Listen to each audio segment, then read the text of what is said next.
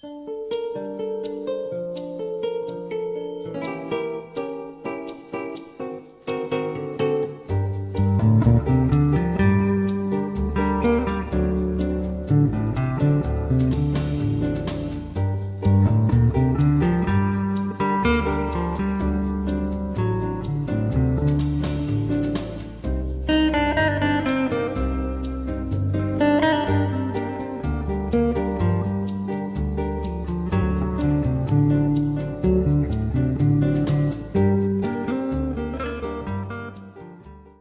there, today we're going to talk about Cancer people and what is going to happen in the lives of people born under that sign or people with an ascendant or rising sign in Cancer.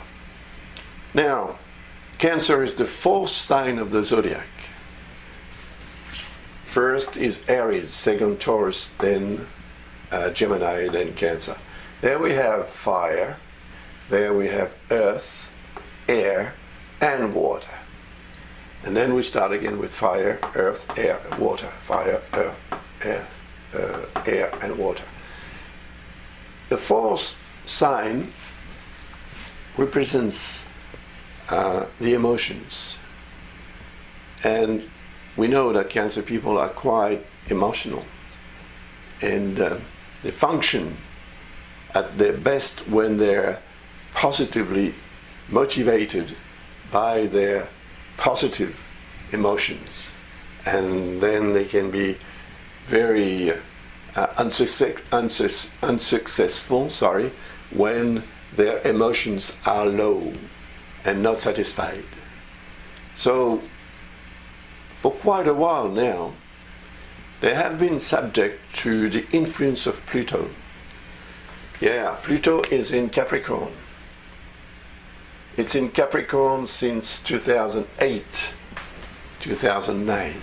2008, the transit began, but then Pluto retrograded into Sagittarius and came back into Capricorn in 2009, early in 2009. Since then, it's been in Capricorn, and Capricorn is a sign that is in opposition to Cancer. But an opposition is not such a detrimental or bad aspect, because Capricorn is an earth sign and Cancer is a water sign, and we all know that water and earth mix quite easily. It can even be useful to build.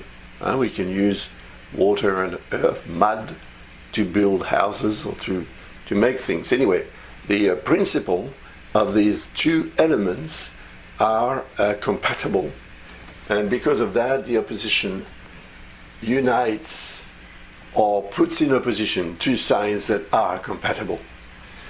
Actually, Cancer and Capricorn are linked because Capricorn is somehow the other side of Cancer, and Cancer is somehow the other side of Capricorn. So because Pluto is there, opposite the Sun in your chart, if you were born under the sign, it means that you have the Sun in Cancer, or maybe you have the rising sign or the ascendant in Cancer. Pluto represents what you need to lose, and it's not what you want to lose or what you have to lose or what you dread to lose or fear to lose. No, it's what you need to lose. It's part of your life path. So you have to be able to accept what you lose, what you will lose, or what you have lost in a not so distant past, since perhaps 2008, 2009, since Pluto entered into that sign Capricorn. Now maybe it's been difficult for you to accept what you've lost, or what you're about to lose, or what you know that you are going to lose soon. Pluto will remain in Capricorn until 2024, 2025. So it's still a few years. And because of that, you must be prepared to the fact that there will be other losses. That's life. But if you are prepared to accept that, it's because Saturn is in Capricorn now. And it's been in Capricorn since the 21st of December 2017. For the whole of 2018, Saturn is around the first 10 degrees in Capricorn. But in 2019, and we can see it here, in 2019, when Pluto reaches 23rd degree, the 23rd degree in Capricorn, it will be on the 1st of May, and Saturn on the 30th of April will be at 20 degrees 31 minutes in Capricorn, so just almost in conjunction. The two will be almost in conjunction here, not quite, but that conjunction will reappear toward the end of the year.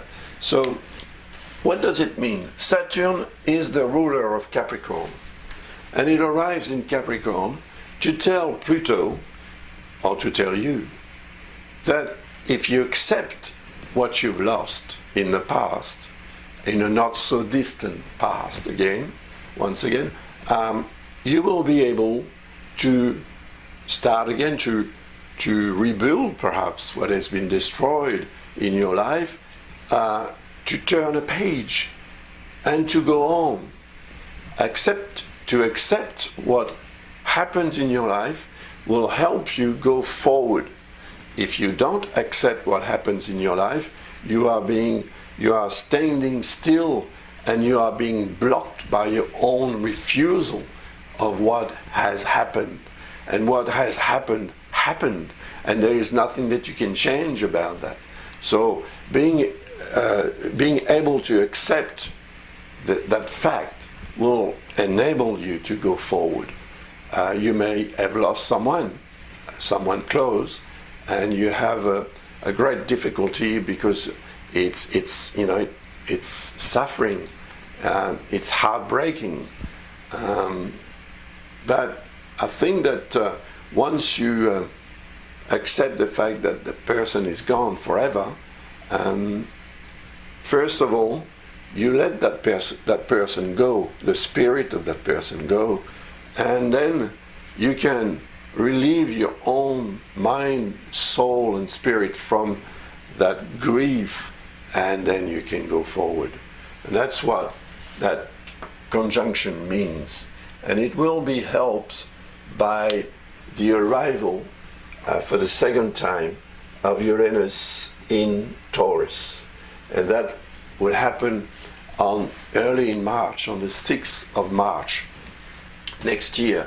So Uranus will, of course, once it's in Taurus, it will create a beneficial aspect with your sign or with your ascendant or rising sign. And it will also create a beneficial aspect with Saturn and Pluto, even though if you want to be very, what should I say, if you want to be very exact, it's not quite a trine yet, but this is an earth sign, this is an earth sign, and all signs of the same elements are compatible and complementary. So they complement one another, and complementing one another allows for more energy, more positive energy to go through. And here we have the energy of change, and here we have the energy of accepting what has to change, or what has changed, even though you didn't want that to change, it has changed. That's it, finished. But if you accept, as I said earlier, then you can move forward. This planet here, Uranus, represents the future, and Saturn represents the past. So if you accept the past, you will be able to move forward to your future.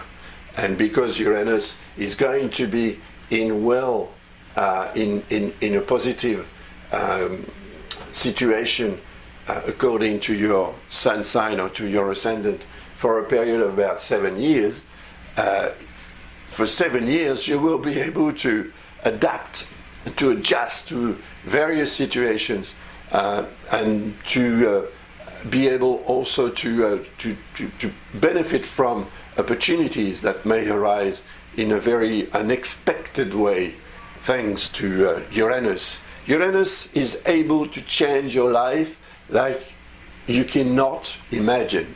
So you can count on the energy of that planet to give you also the inspiration, the intuition, the positive ideals and thoughts that will allow you to move forward and to get the best out of your life. Thank you, Uranus. Nice planet, isn't it? In fact, it hasn't been so nice while it was transiting into Aries, and that has been going on since March 2011, because in Aries it was in not such a very beneficial situation according to your sign. Here we have a fire sign, and here we have a water sign, and as you know, fire and water don't really mix together so well. So talking of fire, Jupiter will be in a fire sign. It will be in its own fire sign, Sagittarius. Ruler of Sagittarius, Jupiter is going to be very strong in there. And of course, because it's a fire sign, it's not very complementary to your sign. It creates what we call an inconjunct with Cancer. It also creates an inconjunct with Uranus, with Taurus, which is an earth sign. Earth and fire don't mix together very well either. So there is good and bad here, because Jupiter represents the ability to move forward and to progress in life. It's our desire to get better things in life than what we are used to have, perhaps. So opportunities are represented by Jupiter, and the opportunist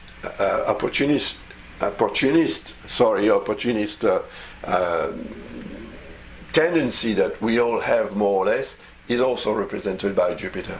And Jupiter, in conjunct with your sign, indicates that in 2019, especially, the transit is going to begin on the 8th of November 2018, and it will last until the 3rd of December 2019, so for a bit more than 1 year, almost 13 months.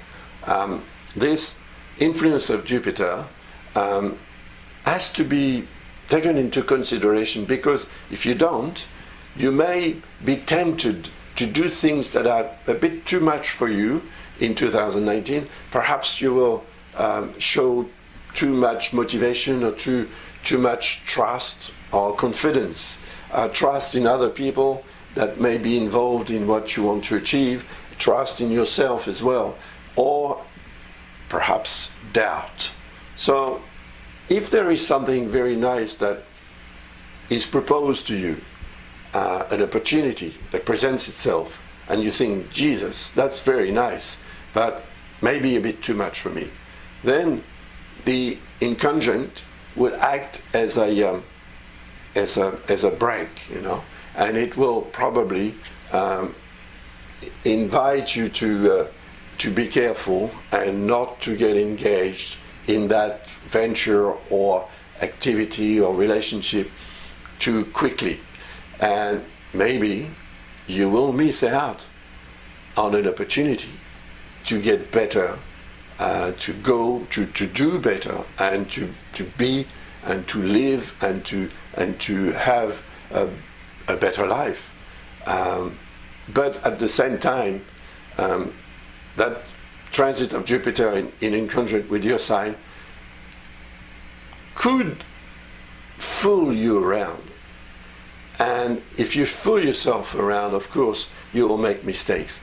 And those mistakes can be expensive mistakes. So, because Jupiter represents also what you need to pay or what you want to get out of life money-wise, it's nice to have ambitions, but make sure that this year that your ambitions are limited to what you are able to achieve. Don't overdo it, otherwise you will be facing up to a problem or various problems, and you may not reach the goal that you want to reach, and it may cost you much more than what you expect to win or to earn. Take it easy. Now, in December, on the 3rd of December next year, so 2019, Jupiter will reach Capricorn. And when it's in Capricorn, it will, of course, join with Saturn and Pluto. That's a very important year, 2020. But I will talk about it next year when I do analyze the tendency for your sign and for the other sign, actually, according to that triple transit in Capricorn. Another planet that is very interesting and important for you, it's Neptune. Neptune has been transiting into Pisces since 2012. So I talked about it last year and the year before and so on. And I will be talking about it until 2026, because that's when it will change sign. But I will still be talking about it later on, after that date, because when it's in Aries, it's not going to be as nice to you as it is in Pisces.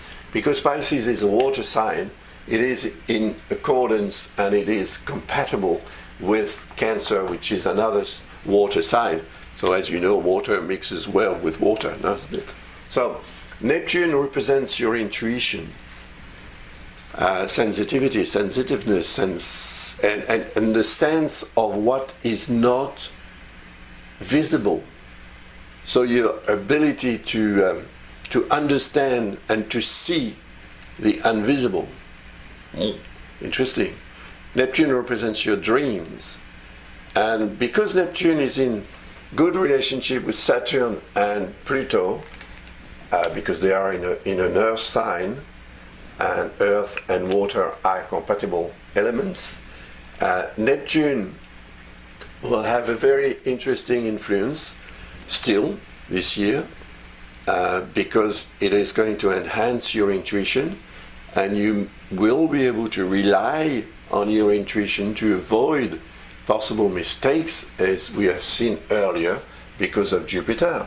But Jupiter will be in a detrimental or difficult aspect with Neptune, which will enhance also at times your tendency to want to believe. We all need to believe in something, but we need to believe in what is realistic. Otherwise, sooner or later, we will find ourselves in a situation where reality comes first and our dreams will be shattered. So if you want to realize your dreams, and if you have dreams, don't rely too much on what you believe, but rely on what is in a concrete and objective manner, because that will greatly help you overcome the possible excessive influence of Jupiter in Sagittarius in discord with Neptune. Then we'll talk about Mars. When Mars transits your sign, you will feel much more active and reactive. You'll have to take it easy though, because Mars can make you more an Aries than a Cancer. So because Cancer are emotional, when Mars transits the sign, they become even more emotional. And emotions, as we know, can motivate actions or reactions that may not be as efficient and good as we'd like them to be. So for that period of time that's going to last for about 6 weeks, just try to take it easy and don't go too fast. Don't try not to be in conflict with others, and try not to take unnecessary risks whatever you do, because Mars can also represent a potential of accidents during that time. When is that going to be? It's going to be between the 17th of May until the 1st of July. So for about 6 weeks, just take it easy, be careful. But when Venus transits your sign, you will feel much better. Venus will transit your sign to bring you some joy, contentment, maybe luck as well, love, why not?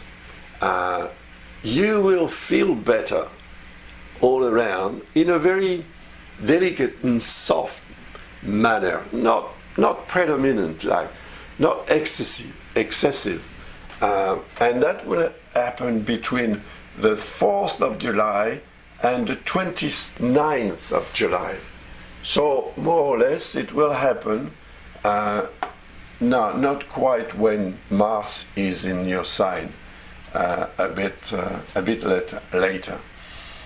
It's very interesting, that transit of Venus in Cancer, because it will have a beneficial effect on Neptune and Uranus, meaning that perhaps during that period of time, 3 weeks, you may be lucky enough to move forward, to make the right steps forward toward the realization of a dream, or maybe attain an objective or a summit in your life,